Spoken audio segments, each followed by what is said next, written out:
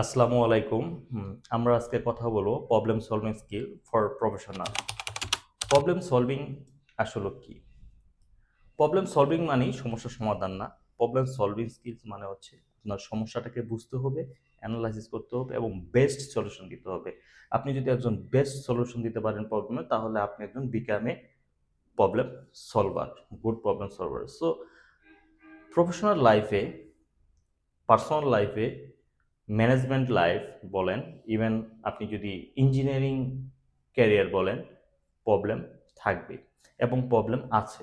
সেই প্রবলেমটাকে আপনাকে আইডেন্টিফাই করে সলিউশন করতে হবে এবং বেস্ট সলিউশন দিতে হবে।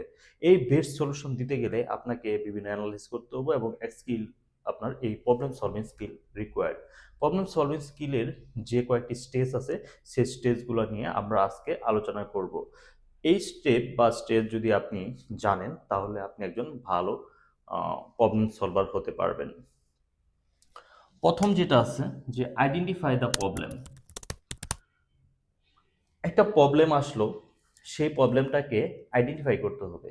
আপনি যদি আইডেন্টিফাই করতে পারেন, তাহলে আপনার প্রবলেম সলভিংয়ের 60% কাজ আপনি কমপ্লিট করতে পারলেন। অনেক সময় রং আইডেন্টিফিকেশনের কারণে আপনার প্রবলেম সলভিং রং হয়ে যায়, যেটা আসলে আপনি যদি আহ, ঠিকমতো প্রবলেম সলভ না করতে পারেন, তাহলে তো আপনি একজন প্রবলেম সলভার হবেন না। তো এই জন্য আপনাকে প্রবলেম সলভিং এর প্রথম যে বিষয়টা হচ্ছে, সেটা প্রবলেম আইডেন্টিফাই করা।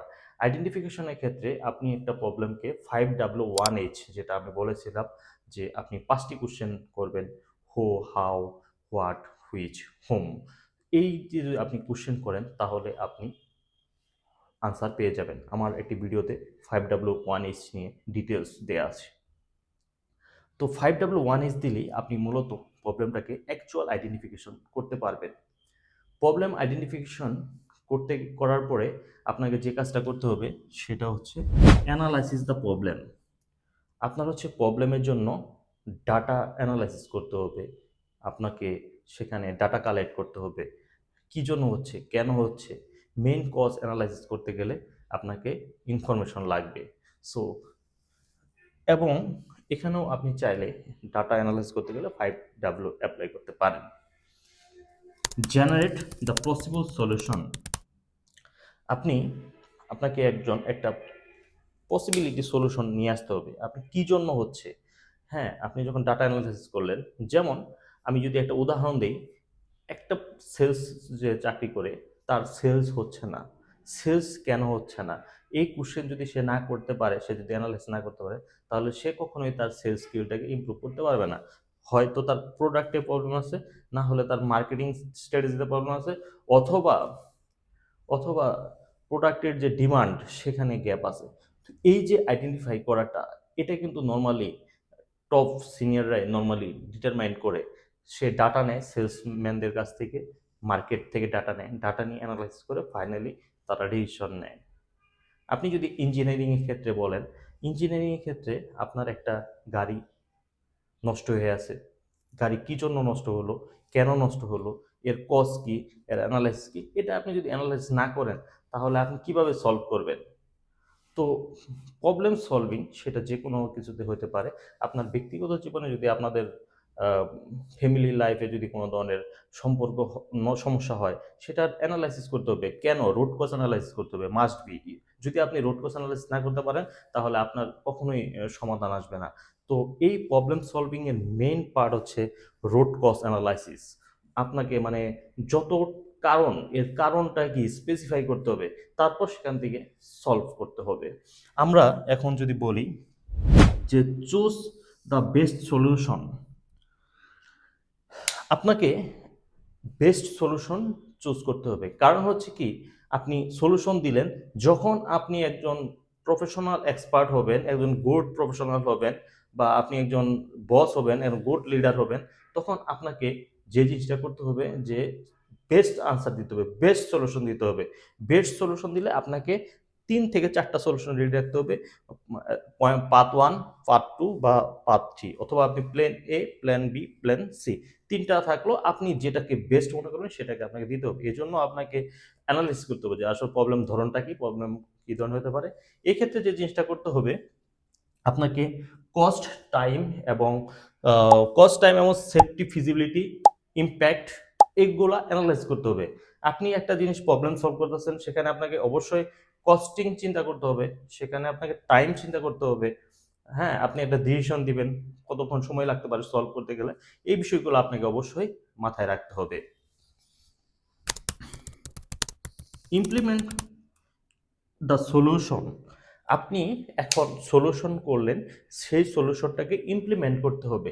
আমাদের যে বিষয়টা হয়ে যায়, বসরা আমরা সিদ্ধান্ত দিয়ে দিই, তারপরে কি হলো না হলো ওইভাবে মনিটরিং করে না, এটা একটা বড় প্রবলেম হয়ে যায়। এই জন্য কি করতে হবে, আপনাকে প্রপার ইমপ্লিমেন্টেশনের ক্ষেত্রে এক্সিকিউশন বা এই লেভেলে থাকতে হবে। আসলে আপনি যে প্রবলেম সলভিং এর ডিসিশনটা দিলেন, সেই ডিসিশনটা আপনার কতটুকু ইফেক্টিভ হলো সেই ব্যাপারে আপনাকে সচেতন থাকতে হবে এবং সেটাকে সরাসরিভাবে ইনভলভমেন্ট থাকতে হবে।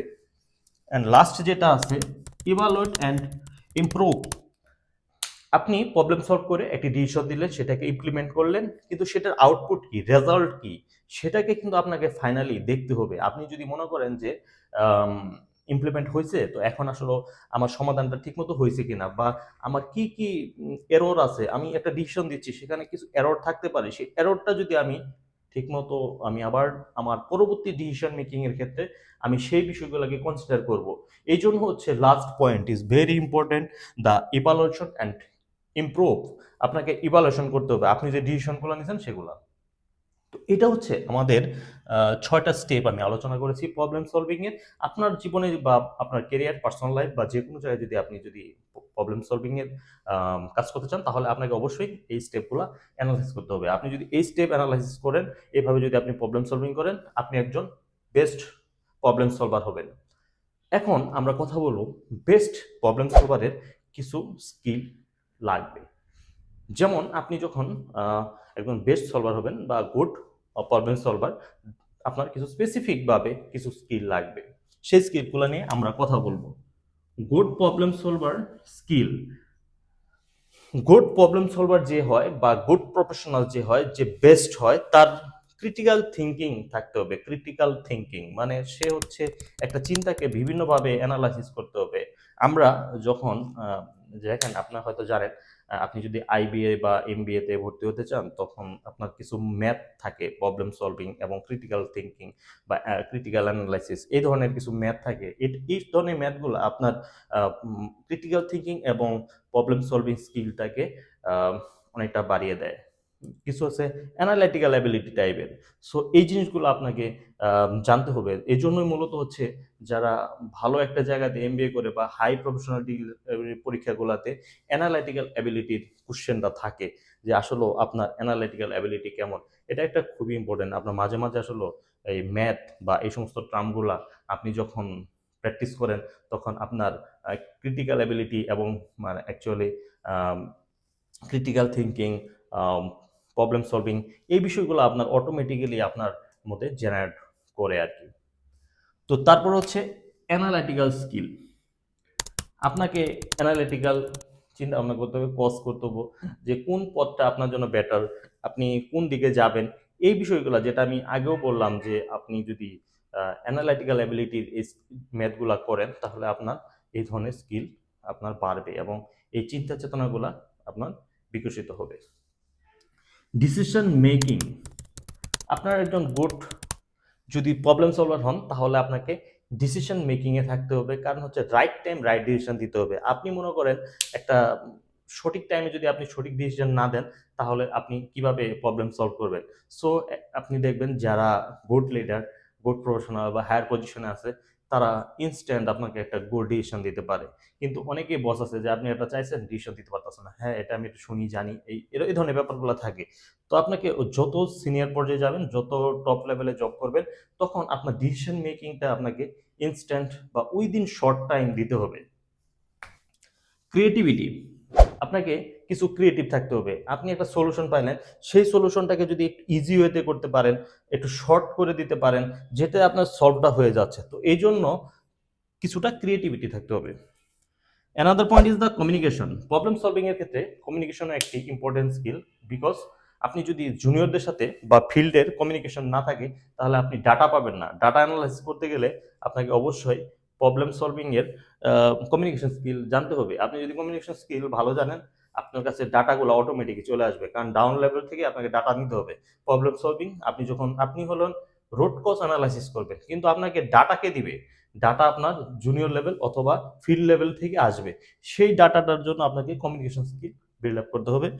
And another is the team work.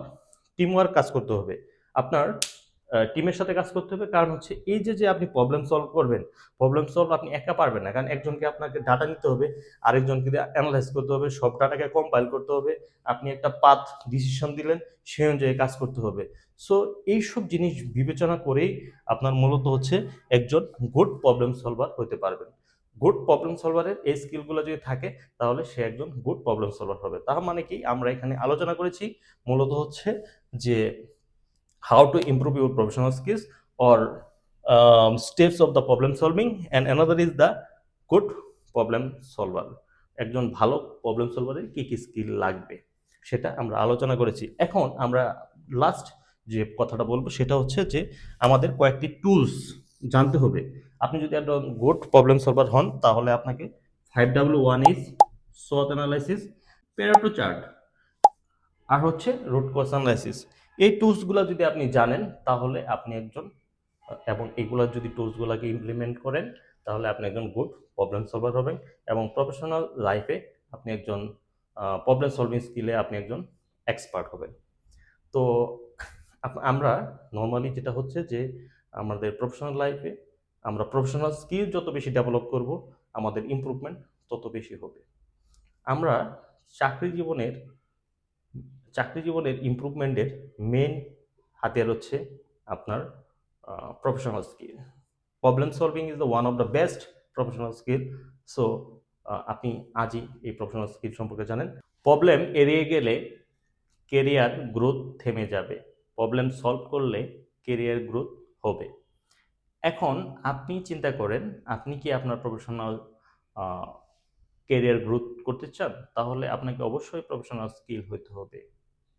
তো প্রফেশনাল স্কিল সম্পর্কে এই ধরনের ভিডিও দেখতে চাইলে তাহলে অবশ্যই আমার চ্যানেলটি সাবস্ক্রাইব করুন। Thank you for watching the video.